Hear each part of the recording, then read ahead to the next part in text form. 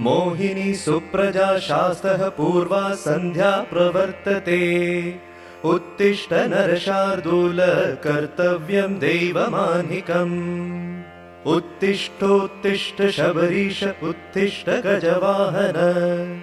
श्रीपूर्णपुष्कलाकान्त त्रैलोक्यं मङ्गलं कुरु।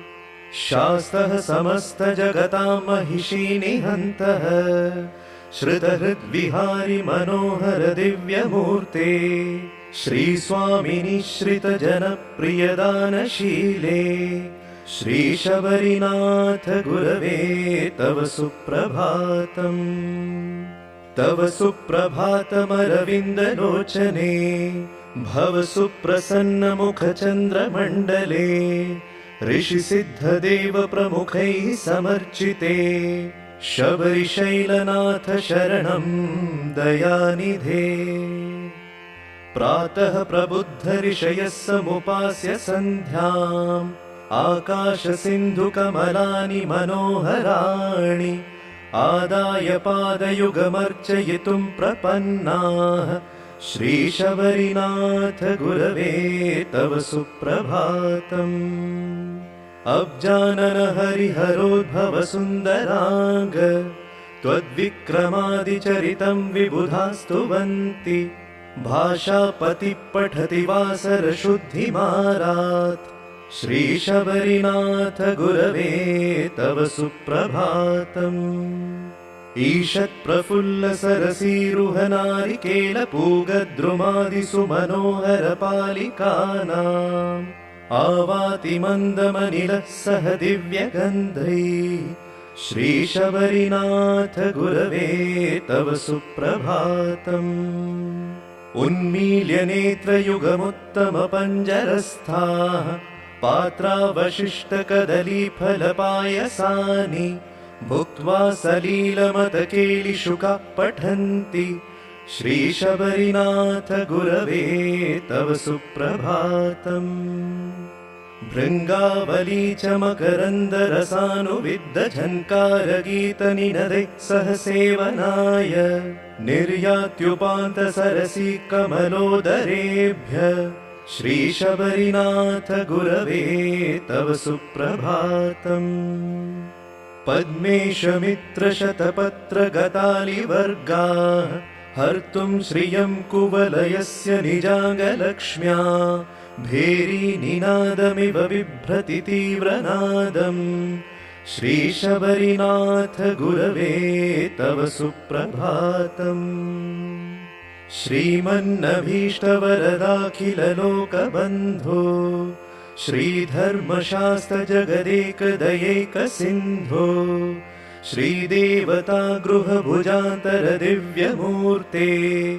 श्रीशबरीनाथ गुरवे तव सुप्रभातम्।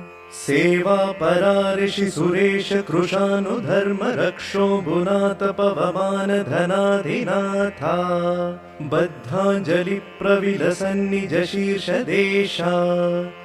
श्रीशबरीनाथ गुरवे तव सुप्रभातम्। सूर्येन्दुभौमबुधवाक्पति काव्यसौरिस्वर्भानुकेतुदिविशत्परिषत्प्रधानाः। त्वत्पाददर्शनायात्युत्सुका प्रतीक्षन्। श्रीशबरीनाथ गुरवे तव सुप्रभातम्। त्वत्पादधूलिभरितस्फुरितोत्तमाङ्गाः। स्वर्गापवर्गनिरपेक्षनिजान्तरङ्गाः। कल्पागमाकलनयाकुलतां लभन्ते। श्रीशबरीनाथ गुरवे तव सुप्रभातम्। त्वद्गोपुराग्रशिखराणि निरीक्षमाणा। स्वर्गापवर्गपदवीं परमां श्रयन्तः।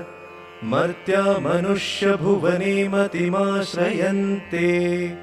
श्रीशबरीनाथ गुरवे तव सुप्रभातम्।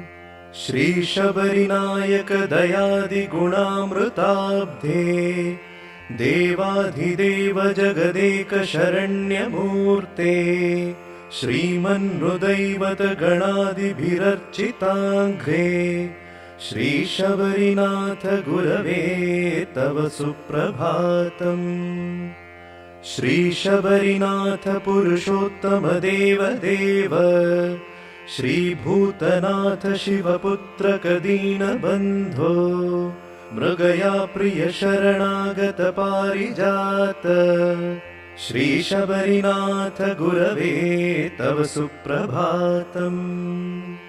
कन्दर्पदर्पहर सुन्दर दिव्यमूर्ते कान्तारवास विपुलाक्ष दयार्द्रचित्ते कल्याण निर्मल गुणाकर दिव्यकीर्ते श्रीशबरीनाथ गुरवे तव सुप्रभातम्।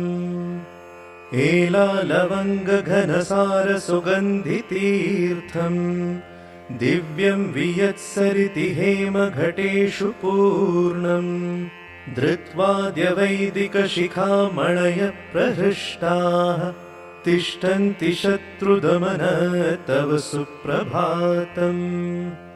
भास्वानुदेति विकचानि सरोरुहाणि सम्पूरयन्ति निनदैककुभो विहङ्गा त्वत्प्रियजना सततमर्थितमङ्गलास्ते धामाश्रयन्ति तव शुभङ्कर सुप्रभातम्।